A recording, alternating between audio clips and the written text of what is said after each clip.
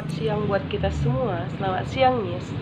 Perkenalkan, nama saya Audrianeta Brisnu Haji. Saya dari kelas AB 4G dengan NIM 2105092057. Baik, di sini adalah tugas yang kedua. Saya akan memenuhi tugas ini dengan pelajaran teknik presentasi dan negosiasi. Kami diberi pelajaran menceritakan tentang idola kita sendiri. Di sini saya memilih artis Raditya Dika. Raditya Dika adalah seorang pencerita di sosial media, buku, film, layar lebar, dan hal diantaranya.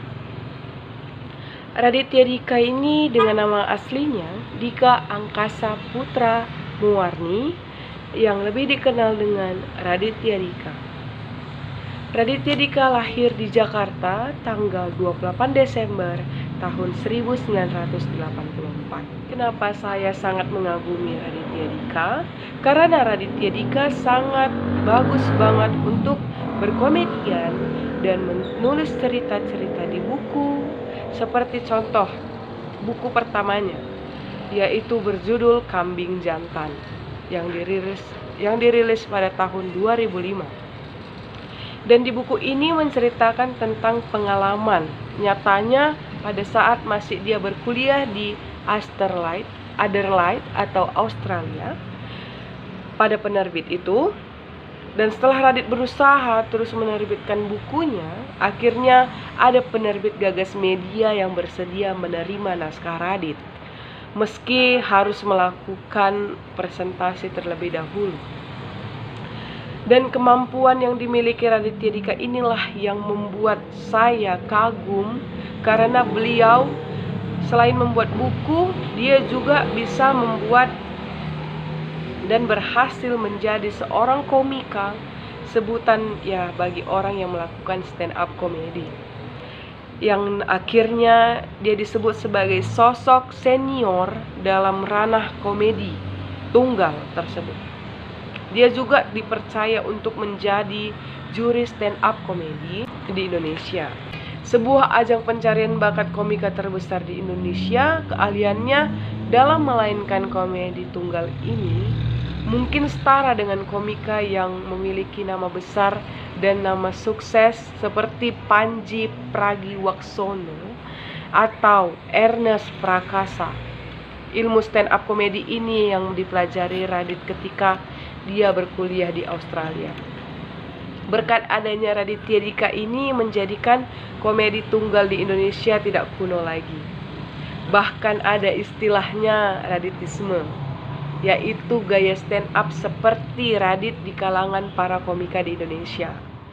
Radit mengalami banyak fase sakit hati akibat urusan asmara, mulai dari ditolak, diselingkuhi, bahkan ditinggal menikah saat lagi sayang-sayangnya. Jadi di dalam buku yang berjudul Kuala Kumal juga di tahun 2015 menceritakan tentang patah hati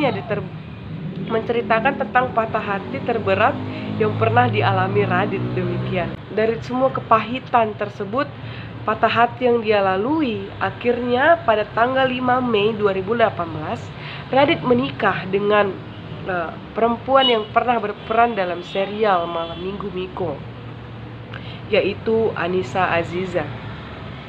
Dan juga pasangan ini dikaruniai 2 orang anak yang bernama Alinea Avanasution dan Aksara Azanasution.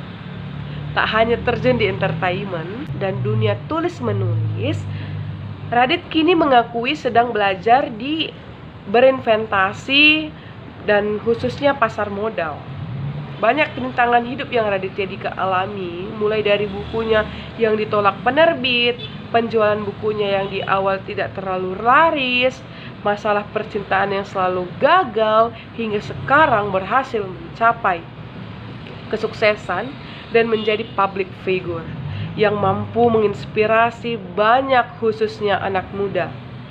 Dan di balik kesuksesannya menjadi penulis, YouTuber, konten kreator, komika, sutradara, hingga menjadi aktor, Radit mengatakan bahwa ide karyanya didapat dari keresahan hidupnya yang dialaminya selama ini.